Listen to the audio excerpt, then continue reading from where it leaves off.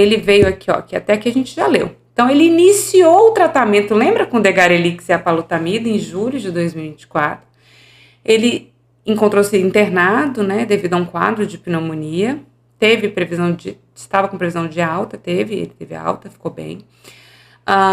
Estava programado para realizar Degarelix nesse momento de manutenção e a médica prescritora autorizou a realização desse medicamento na unidade e durante a internação foi diagnosticado o quadro de hipotireoidismo subclínico.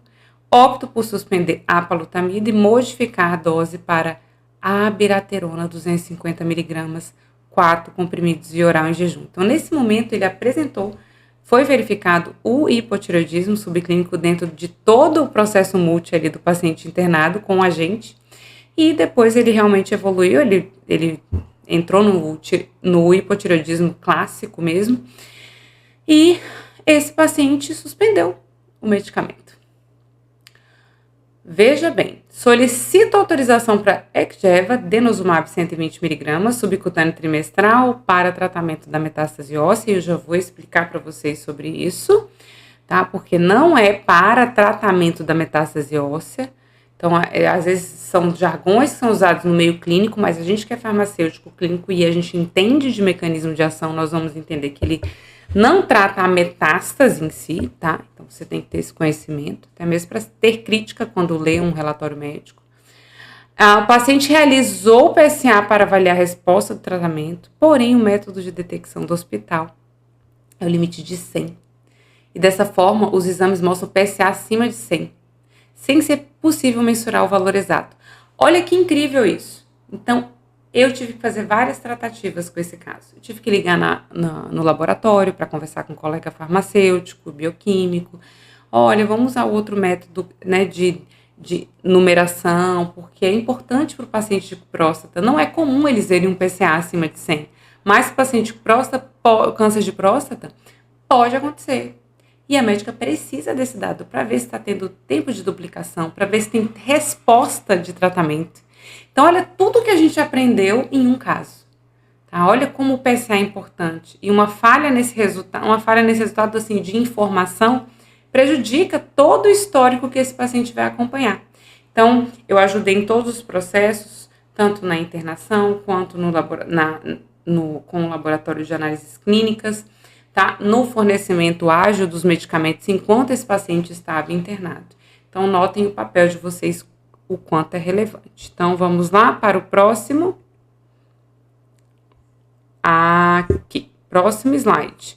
Então, continuando, o relatório veio anexado com as prescrições que nós já vimos. E como ela vai vir para você?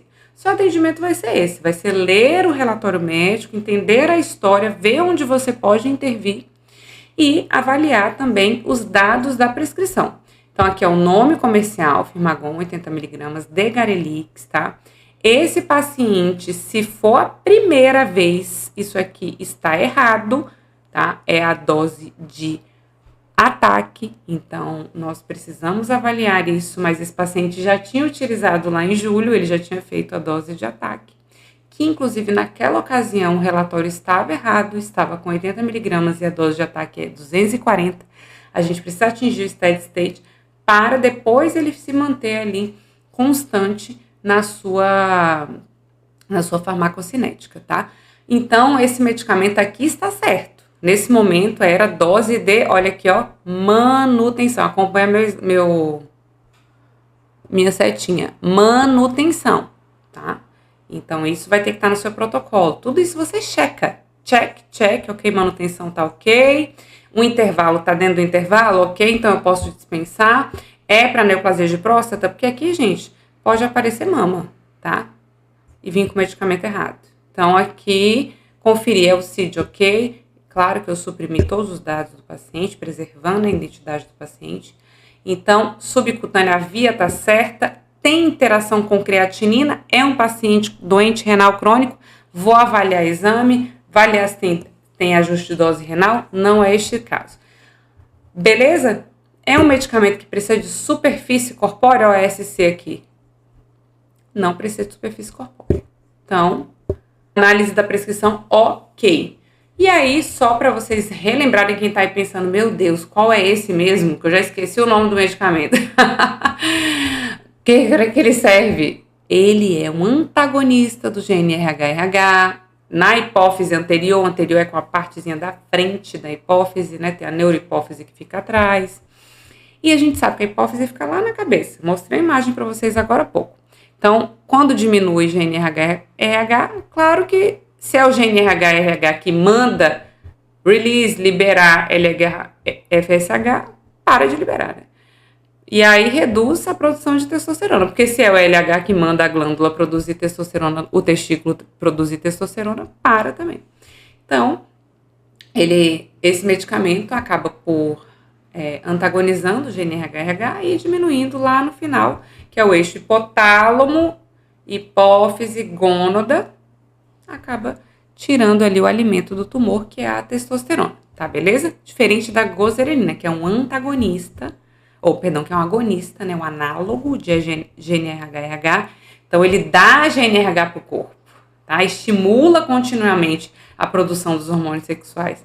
Aí o corpo, opa, tem hormônio demais, para de produzir. Feedback negativo, ele vai e suprime a glândula hipófise a produzir qualquer FSH/LH, tá bom? E por consequência a testosterona também para de produzir. Então, só que demora um pouquinho mais que aquele efeito flare que nós já